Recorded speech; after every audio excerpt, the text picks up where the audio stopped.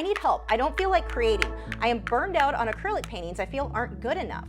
What can I do to reignite a desire to create? I feel like I have wasted time and money on art supplies that I don't use. I used to be excited about creating. I feel like life gets in the way of creating and there are so many other things that take priority. What will people think if my house is a mess and I am painting? That is my mindset right now. The first thing that jumped out was I feel burned out on acrylic paintings that aren't good enough. So when I looked at her work, the number one thing I would say is that feeling, and this is for anyone who feels this way, that feeling of I'm kind of burned out, I feel like what I'm doing isn't good enough.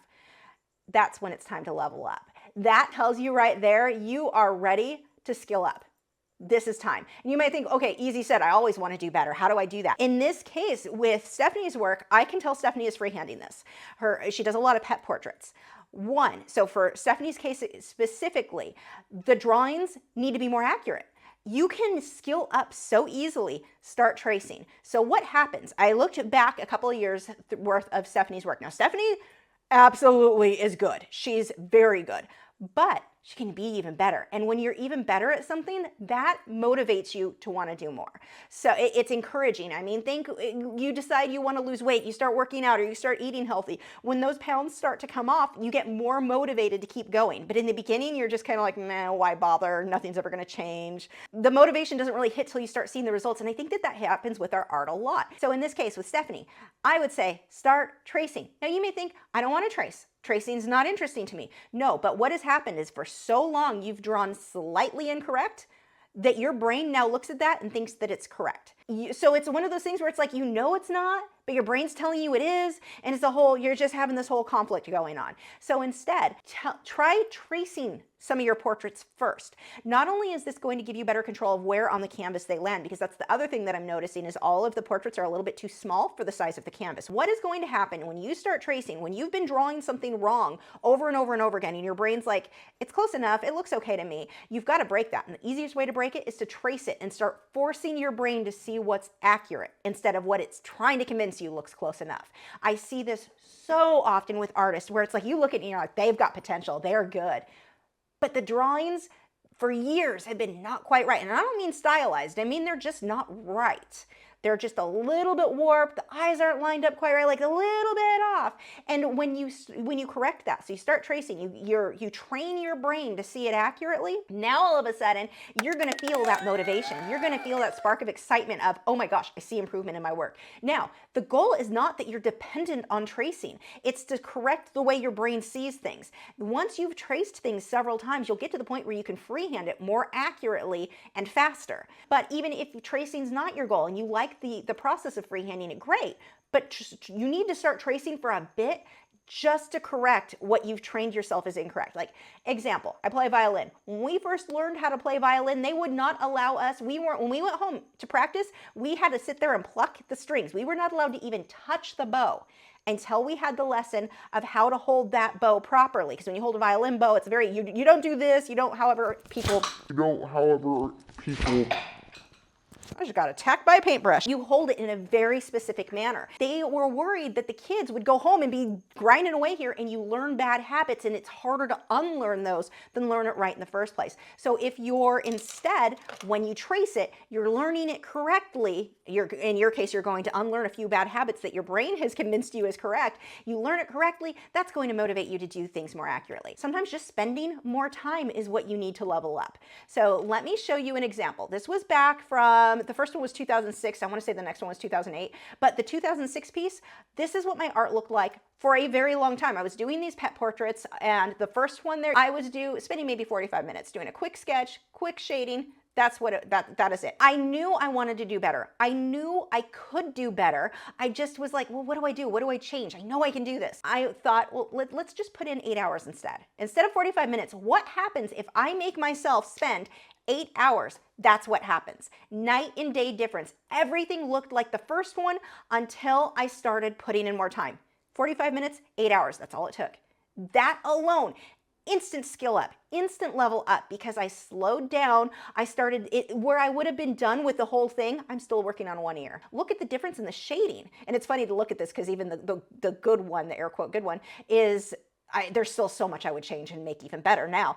But that was so motivating for me to want to do more, to draw more. It was like, oh my gosh, look what did you see what I just did? I just did that. I was so proud of myself for that skill up. And that's what I want to see for everybody. When you hit that point, you're like, oh, I don't feel like creating because I feel like I'm wasting my supplies. It's not good enough. That is when you need to skill up. And that spending more time. It may be as simple as that. The next thing that she had said was, I feel like life gets in the way of creating and there are so many other things that take priority. What will people think of my house is a mess and I am painting? Schedule things. This one's actually pretty easy. One, most people don't care how messy your house is, depending on how messy your house is. But for most of us, I think we care way more than anyone else does. But I know I'm super neurotic about it, and no one who ever comes over actually cares. Actually, I think I make people uncomfortable because I'm so neurotic about it. This is coming from someone who super wants everything clean all the time. I am telling you, people do not care as much as you do. But what you can do, if you are like me on that, you're just like, no, it all has to be clean always. Schedule it. Friday mornings are my main cleaning time. I know I'm gonna clean Friday morning. I don't care if I'm sick. I am cleaning Friday mornings. That is what I do. But I schedule things. So I know I'm gonna clean the house on Friday morning, Friday night, where I'm gonna hit the easel. I get to paint that night. And the house has already been cleaned, so I don't have to worry about it. But let's back up. Let's say Thursday night. Thursday night is going to be when my house is the messiest because it's the day before my main cleaning day. So I'm more likely to have a few knives in the sink that need to be cleaned or glasses that need to be hand washed, that sort of thing. I'm not worried about it because I know that's scheduled for tomorrow. My cleaning is going to happen tomorrow. Thursday night, I'm painting. I don't worry about, or actually I'm editing, but whatever. Let's say it was painting. But I don't worry that the house needs to be clean because I've already got that scheduled for tomorrow. If you have a schedule where you know those are going to happen, I think it makes it way easier. Whatever chore it is that you need to do and you're like, oh, I need to get this done, I need to get that done, make a schedule. You won't believe how much time you can find when you have things scheduled. And now I did not want to do the schedule because I kept thinking, I want to be a free spirit. I want to paint when I'm in the mood. I'll clean when I'm in the mood. I'll walk the dogs when I'm in the mood. Everything when I'm in the mood. You know what happened? Nothing happened because I was playing video games instead. Schedule things. I found so much more time by scheduling. I know Friday mornings I clean. Like tomorrow, I know I wake up, I'm editing this video. I then will take my old lady nap and then I get up and then I edit the rest of this portion of that video or edit something else. I edit all day Thursdays. And I don't worry about the house needing to be clean because I'm cleaning it. It's scheduled for tomorrow. It makes things so much easier when you've got so many things going on in your life. And while, yeah, these are simplified things, I know that we have more doctor's appointments and family stuff, and there's just a lot of stuff. But if they're scheduled, you're not going to feel so guilty about something you need to get done because you've got it scheduled for another time. Now it's art time. The next tip I have for you when you're just like, oh, I don't want to create, is you're scheduled. You sit down whether you're in the mood or not. That is scheduled. You are going to start usually once you've gotten started, 10, 15 minutes in, you'll start having fun. You'll get into the groove and you're good to go. That initial, oh, I just don't want to go to the easel, that is normal. You just have to make yourself do it. The next thing, paint something as a gift for someone. That is always so much fun for me. I painted my friend he's really into saltwater fish and he has this huge beard. So I painted his beard as coral with fish swimming around. But beard, coral instead of beard. It was so cool and I was so excited to surprise him with it. He had no idea I was doing this. He didn't even know why I was taking a photo. He just thought I was being weird and awkward because that's me. So a friend was helping me get photos. Like seriously, it was a super awkward thing. Like I left and he was telling the friend, well, that was weird. He had no idea what I was doing.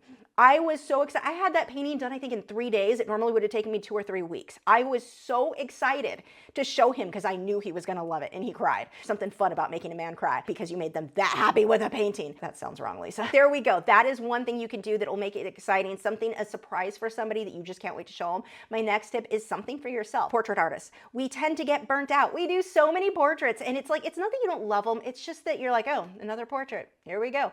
Try something different. Do a different subject and do something for you. So maybe you painted an accent wall in your home and now you're looking for the perfect paintings. You painted a gray wall and now you want these accents of pink and, I don't know, black and white and pink or teal and pink. I don't know what your color theme is. But make paintings for you because you're excited to redecorate this one little space in your house. I have done that for myself when I'll redo my bed. Actually, I did that not long ago. I painted my entire bedroom. No one's going to be surprised. Dark teal. But I painted everything. That meant I needed to swap out all the paintings. And so I was all excited to paint something that would look good there. So that is another thing that you can motivate you. Do something for yourself. When we start doing portraits, we're taking a lot of commissions. That's something to be grateful for, but also it can very much burn you out from wanting to create because it's like, here's another one. You've got to mix that up. Do something different. Something just something else. And then changing up the medium. I work in most mediums because I get bored. I could not paint and draw as often as I do if it was only one medium. I have my favorites, but also like tonight I haven't worked in Inktense in so long. This renewed my passion a little bit of, I'm excited. This was fun. I have not done like this is just, it's fun to switch it up. Like I've been working for weeks on the one colored pencil piece. That's one of my favorite mediums, but weeks. Doing something different, well, that definitely keeps me going and keeps me from burning out. So I hope those tips will help. If you have any tips yourself, anyone watching this, tips that always motivate you, that get you excited to paint, please leave them in the comments to help motivate others.